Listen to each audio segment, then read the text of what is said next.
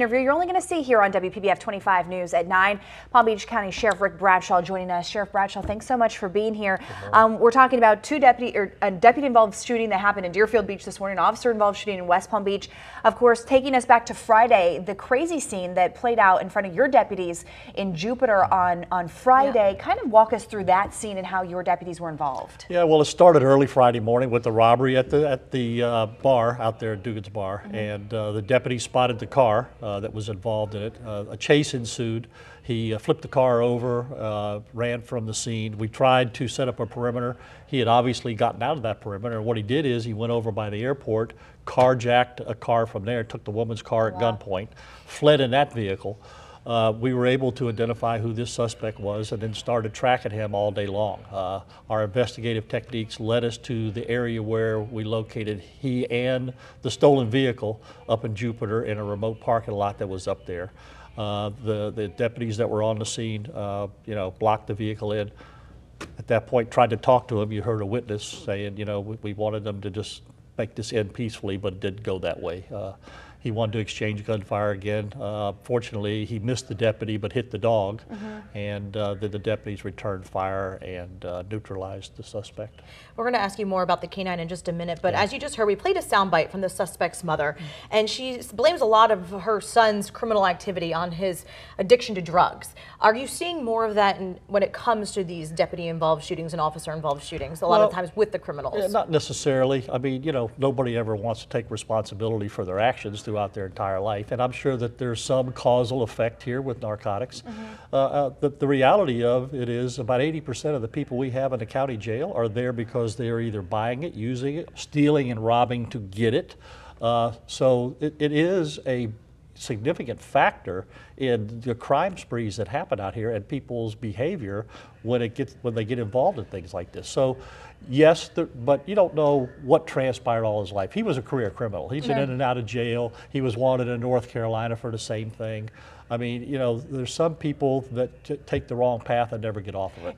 You do have one thing the mother also said was that she did place a little bit of blame on the criminal justice system, saying, it's hard to be in jail for X amount of years and then get out and then all of a sudden try to find a job and be a normal person. What kind of programs do you guys have set up in our county in order to help these criminals as they try to make a life for themselves? Yeah, there's actually what they call a reentry program, and we work with the public defender's office to try to get people some employment or get them some way to take care of themselves when they get out of jail. In the right direction. Yeah, absolutely, and there's treatment centers out here. There's some people that don't want to get off drugs at all. I mean, they're just not going to get off them. There's other people that can get the help they need and get off of them. I mean, the reality of it is there's never going to be enough treatment centers, the right ones. I mean, we're dealing with the fact that there's a lot of them out there that really don't do the right things right now. So yes, could we always use more treatment centers? Absolutely. We don't have the ability to treat them in the short period that they're in jail. When they go to prison, that's different.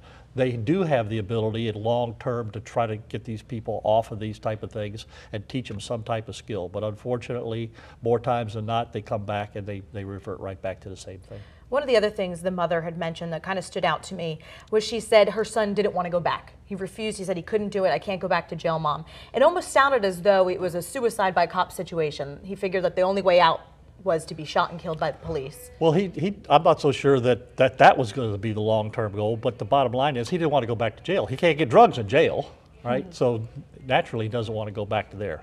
But I mean, his intent was that he wasn't going to be apprehended. That was obviously that at 4 o'clock in the morning when he started shooting at us then, and his intent was to try to do the same thing and get away a second time, and it just didn't go right. And really a scary situation for your deputies all day long.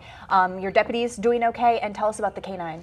Yeah, the one deputy that got injured earlier, he injured his shoulder when he went to the ground to try to avoid some of the gunfire. The dog is doing remarkably well. He actually, the bullet hit the fleshy area in the hip. He was treated that night. They took the bullet out. He went pretty home. Good there. Yeah, but he'll be back to work hopefully in about 10 days. Wow. But he did what the dogs are supposed to do, and that's save the lives of the deputies. And they're wonderful animals. They really are. He's made national news headlines. He's gone all over the country. Casper, he's well talked about. One of the questions we had from our viewers is, how does a canine go back to work? Are they ever kind of fidgety, or do they act oddly? Do they realize what happened to them? Well, they realize they were injured, right? But you know, they're trained with live gunfire, they're trained with loud noises, they're trained to apprehend suspects, they're trained to protect the deputy. That's what they do. That's their life. Their reward is protecting the deputy and making sure that they, you know, work the right way out there. But the gunfire doesn't bother them. That's why they will run like the deputies do into the danger when everybody else is running away from the danger. It's amazing. It is. They're tremendous asset. Definitely So a hero. where does the investigation go from here? Well, FDLE is actually doing the officer-involved shooting part. Okay. We're looking to see if there's any other crimes that he might have been involved in throughout the county. But right now, the investigation is up in the FDLE, and they'll turn their findings over to the state attorney's office, who was also at the scene with their investigators, and then they'll make the final determination. All right. Well, thanks for getting us caught up. We appreciate it, Okay, Sheriff Bradshaw. thank and we're you. glad your deputy's okay. Absolutely. Glad the canine's going to be on the road to recovery. He's a good boy. Yeah, we appreciate it. He Thanks gets for